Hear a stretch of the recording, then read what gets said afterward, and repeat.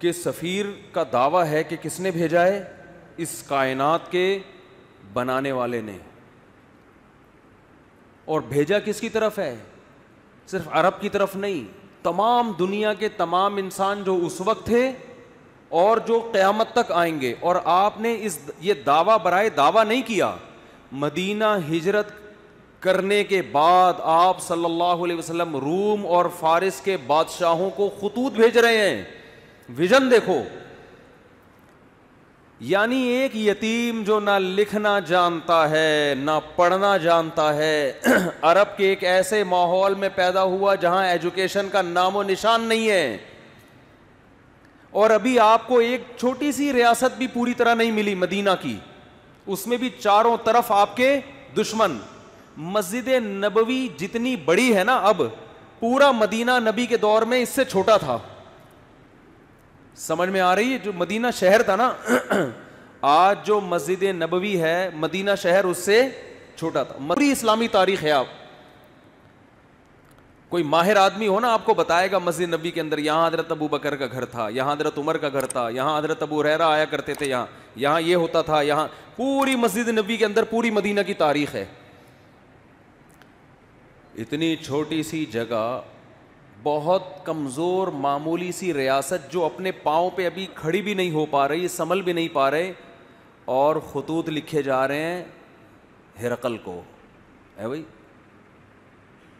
خطوط کس کو لکھے جا رہے ہیں؟ بڑے بڑے ملکوں, اس وقت ایسے جیسے رشیا, امریکہ اور برٹش, ان حکومتوں کو خطوط لکھے جا رہے ہیں. اس میں کیا کہا جا رہا ہے؟ انی رسول اللہ علیکم جمیعا, مجھے گاڈ نے میسنجر بنا کے بھیجا ہے. کس کی طرف؟ آپ کہتے ہیں جب اللہ کو اللہ کہا جائے گا تو گاڈ کیوں کہہ رہے ہو پھر بار بار؟ گاڈ اس لیے کیونکہ یہ لفظ گوروں کے لیے بھی ایکسیپٹیبل ہے نا. بھائی گاڈ کو تو وہ بھی مانتے ہیں نا, اللہ کو نہیں مانتے, گاڈ کو تو مانتے ہیں نا, تو اس لیے میں گاڈ کا لفظ استعمال کر رہا ہوں. سمجھ رہے ہو کہ نہیں سمجھ رہے؟ لبرل لوگ بھی بولیں یہ اللہ کیوں لے کر آ رہے ہیں بیچ میں؟ تو بھئی گاڈ کا لفظ سب کے لیے قابل قبول ہے کہ نہیں ہے؟ انگلش میں خدا کو کیا کہتے ہیں؟ گاڈ کہتے ہیں. کیونکہ انگریز بھی او مائی اللہ نہیں کہتے, او مائی گاڈ کہتے ہیں. آپ کہہ سکتے ہیں کہ انگریز تو آپ کا بیان سن نہیں رہے, تو وہ لوگ ضرور سن رہے ہیں جو انگریزوں سے ڈسے ہوئے ہیں. ٹھیک ہے, اور ہو سکتا ہے یہ ٹرانسلیشن ہو جائے انگلش میں بعد میں, یہ بھی ممکن ہے. نہیں بھی ہو تو کوئی ترجمہ کر کے بتا دے. کچھ گوروں نے بھی بیانات سنے ہیں.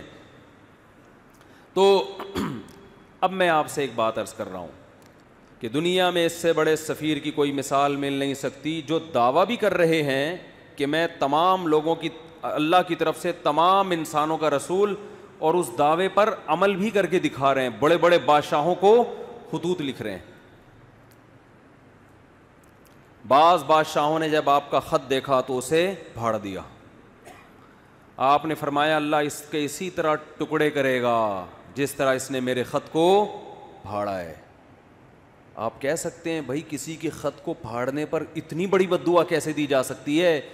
بات یہ ہے کہ دعویٰ جتنا بڑا ہو اس دعوے کا انکار بھی اتنا ہی بڑا جرم ہوتا ہے. اس کے ذمہ لازم تھا, کیونکہ نئے پیغمبر کا لوگ انتظار کر رہے تھے. لوگوں کو یقین تھا کہ حضرت عیسیٰ ابن مریم آخری نبی نہیں ہے. عیسائی بھی انتظار کر رہے تھے, یہودی بھی انتظار کر رہے تھے. ایسے موقع پہ اگر کوئی دعویٰ کرے تو دعویٰ سنتے ہی اس کو پھاڑ ڈالنا یہ اللہ سے دشمنی لینے کے مترادف ہے. اس لیے رسول اللہ صلی اللہ علیہ وسلم نے فرمایا لا يسمع بی احد من هذه الامة یہودیا کان او نصرانیا ثم لم یؤمن بالذی ارسلت به الا دخل النار.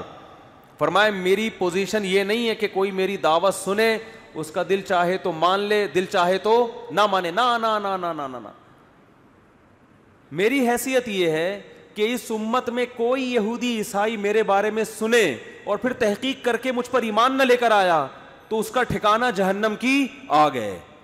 اس نے اس کو ویلیو کیوں نہیں دی؟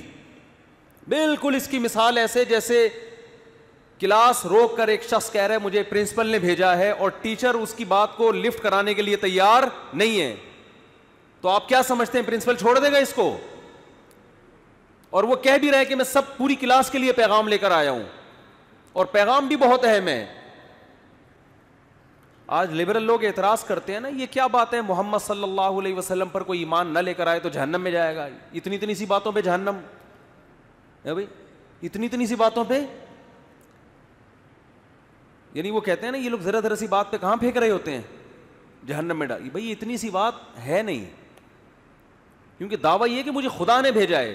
اب آپ کے ذمے ہے کہ آپ تحقیق کرو کہ یہ اپنے دعوے میں جھوٹے ہیں یا سچے. آپ اس کان سے سن کے اس کان سے نکالنے کا آپشن آپ کے پاس ختم ہو گیا. اب یہ آپشن نہیں ہے آپ کے پاس کہ ادھر سے سنیں اور ادھر سے نکال دیں گے یار یہ مسلمانوں کے مذہبی معاملات ہیں, چھوڑو. آپ کہہ سکتے ہیں کہ کیا دلیل ہے آپ کے پاس کہ محمد ابن عبداللہ صلی اللہ علیہ وسلم اس دعوے میں سچے تھے, کیا دلیل ہے آپ کے پاس؟ ہم کہتے ہیں 1400 سال پہلے جو آپ کی نبوت کے برحق ہونے کے دلائل تھے وہ تو تھے, وہ لوگوں نے اپنی آنکھوں سے دیکھے. 1400 سال کے بعد جو آپ کے برحق ہونے کے دلائل ہیں وہ پہلے سے بھی زیادہ ہیں, وہ اس سے بھی زیادہ ہیں.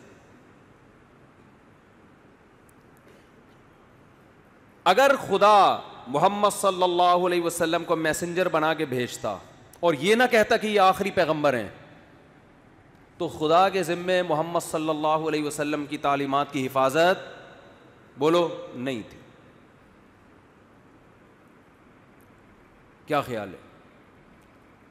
اللہ کہہ دیتا کہ ان کی تعلیمات جب مسخ ہوں گی تو میں دوسرا پیغمبر بھیج دوں گا. خدا نے محمد ابن عبداللہ صلی اللہ علیہ وسلم کے بارے میں 2 دعوے کیے, یہ میرے میسنجر ہیں اور لاسٹ میسنجر, ان کے بعد کوئی نبی نہیں ہے, کیونکہ ساری دنیا کے سارے انسانوں کے لیے. اس دعوے میں اللہ نے ایک اور دعویٰ کر دیا کہ ان کی تعلیمات کو میں قیامت تک کے لیے محفوظ کر دوں گا. ان کی تعلیمات قیامت تک کے لیے, بولو نا کیا ہو گیا بھائی. وہاں میں پشاور میں بیان کر رہا تھا, ایسا بول رہے تھے لوگ یار, چپ کرانا. سرگودا میں بیان ہوا, چپ کرانا مشکل ہو گیا, لوگ چپ ہی نہیں ہو رہے تھے. وہاں کہنا پڑ رہا تھا مجھے بھی بولنے دو گے کہ نہیں دو گے بولنے. پنجاب لسی پائے, کراچی میں چائے, چائے کے اثرات ہیں. سوچتا بہت ہے آدمی, چائے پی کے بولتا نہیں ہے, سوچتا رہے. جہاں بولنے کا موقع ہوتا ہے وہاں بھی کیا کر رہا ہوتا ہے, سوچ رہا ہوتا ہے. ابھی اتنی اچھی صحت رہی ہے نا, میرا 2 ہفتے کا دورہ ہوا کے پی کے پنجاب, ایسے ایک چھینک بھی نہیں آئی. پھر کراچی اتر کے چھینکیں شروع. تو اللہ کے ذمے تھا کہ محمد صلی اللہ علیہ وسلم کی تعلیمات کی حفاظت کرتے. یہ حفاظت خود اس کی دلیل ہے کہ محمد صلی اللہ علیہ وسلم لاسٹ میسنجر آف گاڈ ہیں, ورنہ کسی یتیم جو نہ لکھنا جانتا ہو نہ پڑھنا جانتا ہو, اس کی تعلیمات کی اللہ کی قسم اسباب کی دنیا میں ایسی حفاظت کا انتظام اس زمانے میں تو ممکن ہی نہیں تھا, ناممکن. اور اس زمانے میں بھی اتنا پروٹوکول ملنا کسی کو ممکن نہیں ہے.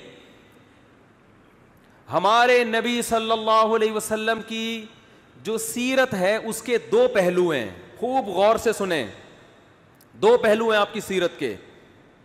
ایک پہلو وہ ہے جس میں آپ خدا کی طرف سے کوئی میسج دے رہے ہیں کہ یہ الاؤڈ ہے اور یہ ناٹ الاؤڈ. خدا ان کاموں سے خوش ہوتا ہے اور ان کاموں سے ناراض ہوتا ہے. کہنے میں کیا جا رہا ہے, خدا ان کاموں سے خوش ہوتا ہے اور ان کاموں سے ناراض. جب کوئی کہے بولو تو خدا نہ بولنے سے ناراض ہوتا ہے, یہ بھی ایک ہے نا. ان کاموں سے اللہ خوش ہوگا اور ان کاموں سے اللہ ناراض ہوگا.